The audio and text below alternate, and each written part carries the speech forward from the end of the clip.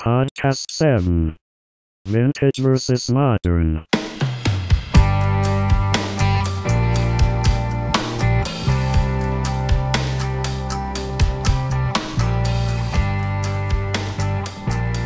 All right, so here we are. Podcast 7. Yeah, we're just banging these bad boys out. Well, this season anyway. Yeah, right. We're coming up on summer here, so I don't know how many more we're going to get here in the near future. But hey, this is a good one. So Right on. this podcast is really about electronics, and specifically around the potentiometers and the capacitors. There is industry dogma around vintage wiring harnesses versus modern wiring harnesses with Les Pauls.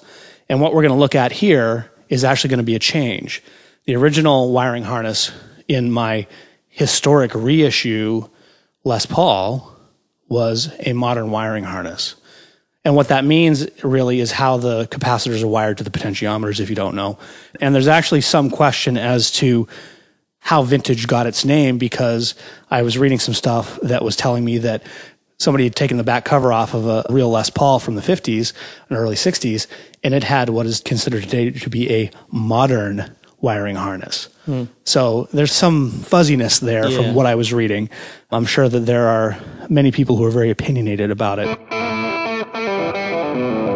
The industry dogma around the wiring types has to do with the way the volume interacts with the treble and the way that the volume interacts with the tone.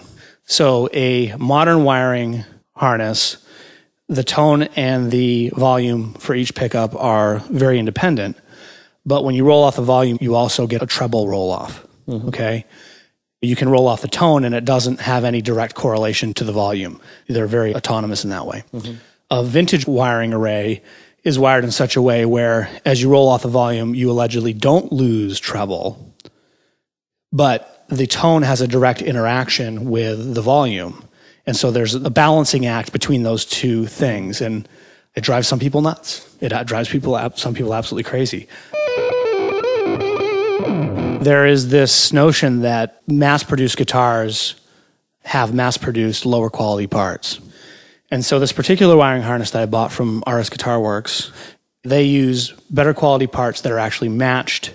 They use high quality, new old stock parts. They test everything. They don't just reach into a bucket of parts, solder something together and throw it into the guitar, and who cares if things don't match quite right. Right, so they match parts. They actually take the time to sit there like a custom guitar shop.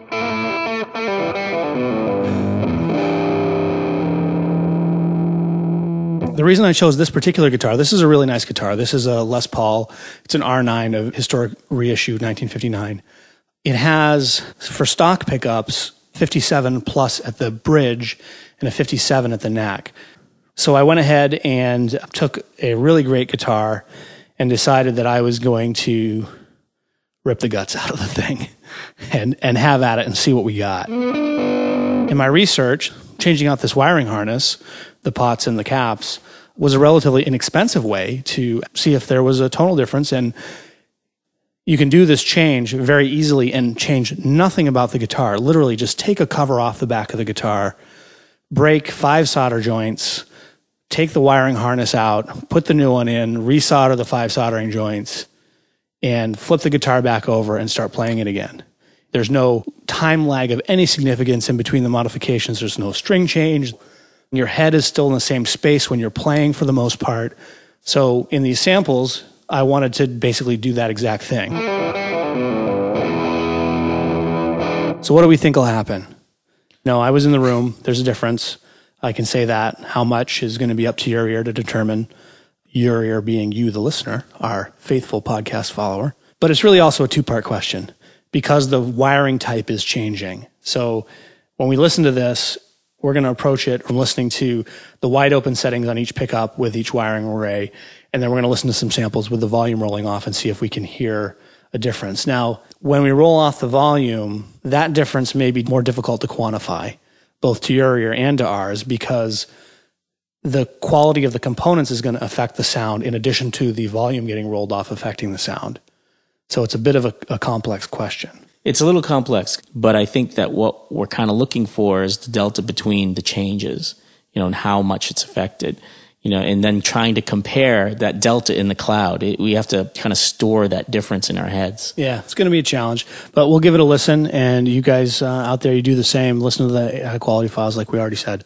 And form your own opinion. That's what it's all about. On to the shootout. On to the shootout. Click, click, boom, right?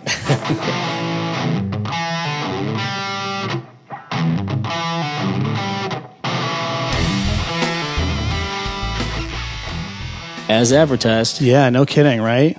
Yeah, I mean, like I just said, I thought maybe he got the samples wrong, that the tone was rolled off or something. But for ballparking that thing between 7 and 8 on both those recordings, even if they're off a little bit, that's a big difference.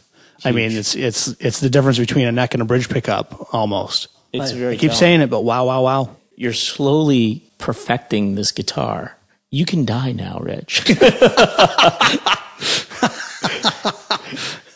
Should have brought it with me, huh? I might not have made it out here alive. Right. Well, I do have deadly cats. Yes, that's right. Grab those high quality samples at guitartonenetwork.com because they will be your friend. Yeah. Yeah, listen to them on some good speakers. Yeah, please.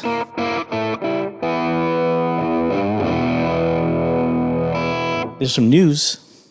And in some news, that's right. We should have mentioned this 20 times over at the beginning of the podcast. Right. We're on iTunes. It's fantastic. And Mr. Rich Goyette was the progenitor of getting us on iTunes. So awesome, dude. That's fantastic. Oh, well, thank you.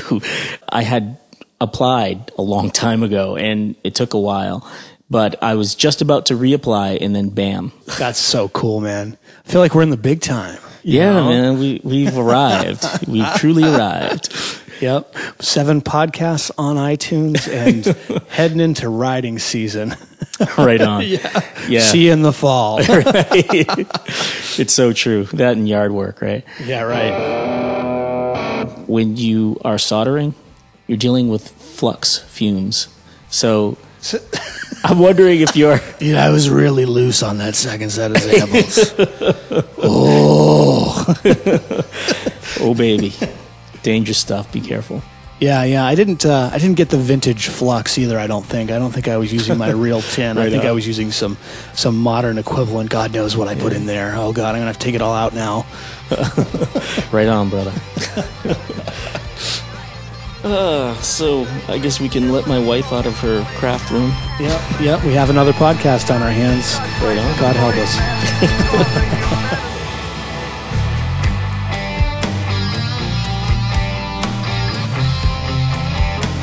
This podcast is licensed under Creative Commons 3.0.